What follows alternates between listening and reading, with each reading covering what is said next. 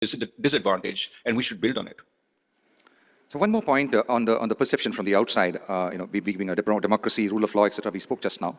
You also touched upon, in a very minor manner, but it's something that is very high context right now, that India's image of being respectful towards its minorities as important for it being perceived as a desirable trading partner and investment destination. I want to qualify this, that this actually did not matter to the world in its dealings with China, but nevertheless, in the context of the recent disturbances and the news flow, if you may have seen across different Indian cities, how serious do you see this as a factor?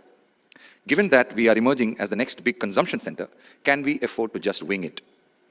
Well, first, I would dispute the fact that China has been able to get away. The treatment of the Uyghur population, to some extent, the treatment of the Tibetan population is much more front and center. And when you behave badly towards your minorities, it does send a very, very different picture of you to not just consumers across the world, but also to governments about whether you would be a reliable partner, whether they actually want to help you. I mean, think about the image that Ukraine has. Why is so much help going to Ukraine today? A lot of it has to do with the way Zelensky plays out in the democracies of the world as a brave fighter for democracy. And forget the reality of Ukraine before this, right? The corruption, the authoritarianism within Ukraine itself in the past and so on.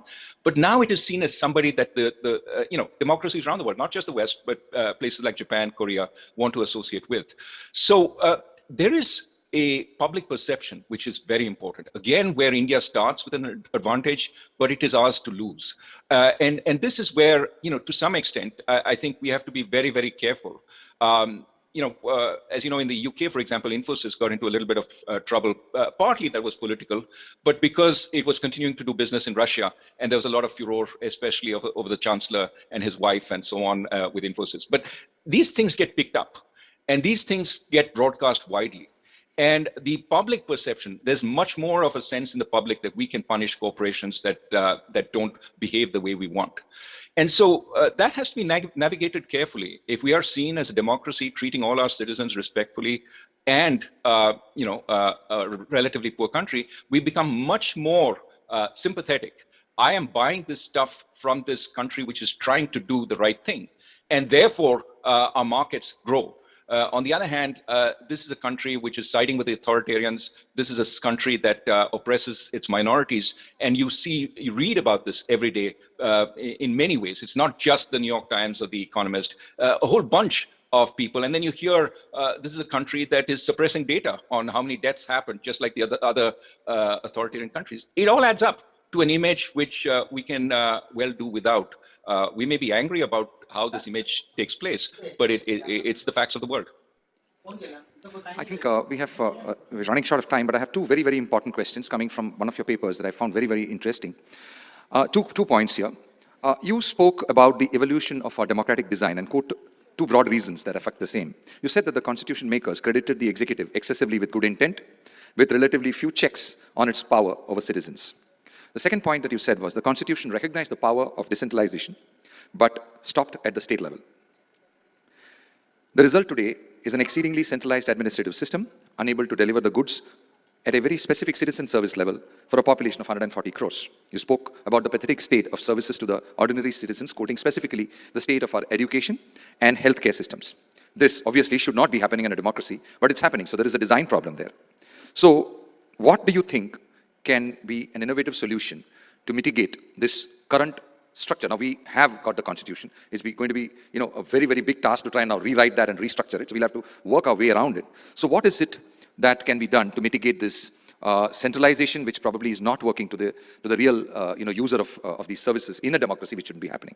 Is there a case for more states, as in breaking down existing states to more states of smaller sizes? Would that help? Well, first, I think the framers of the Constitution were in a difficult position that they didn't want to impinge on the elected representatives too much, in part because their own position was not that as legitimate. They weren't, they didn't come into the Constituent Assembly through a widespread election, a free and fair election. So in that sense, I think they wanted to be a little careful. The point I think is important, however, is that the Constitution has been flexible and has changed with the needs of the time. And I think importantly in that flexibility has been the fact that we have strengthened constitutional authorities over time. I mean, remember the Election Commission was a farce before TN Session actually gave it teeth. And that made our elections much, much better.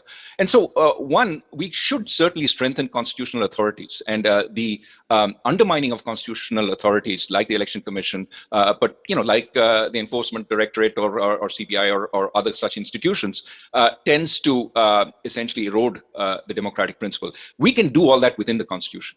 The Constitution also talks about decentralization. Now, think about the state of Uttar Pradesh, which has about 230 million people. I'm probably getting the number a little wrong, but that's about 2/3 the size of the United States. The United States has 50 states, and Uttar Pradesh is one state. And of course, you could take each of our districts. But what happens is the administration it's not like the district collector is like an independent governor of a US state. They're not elected. They don't respond necessarily to the will of the people locally. So my sense is that we could do a lot more on decentralizing functions, funds, and functionaries to the local area. Roll out Panchayati Raj in a more effective way.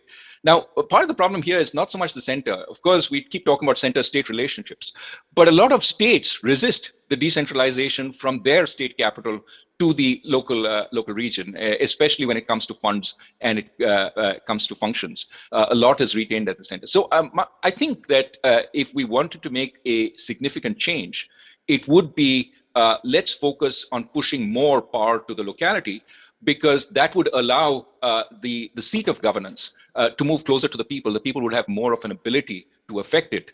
And the seat of power would also see what is happening locally and take decisions which are much more local-centric.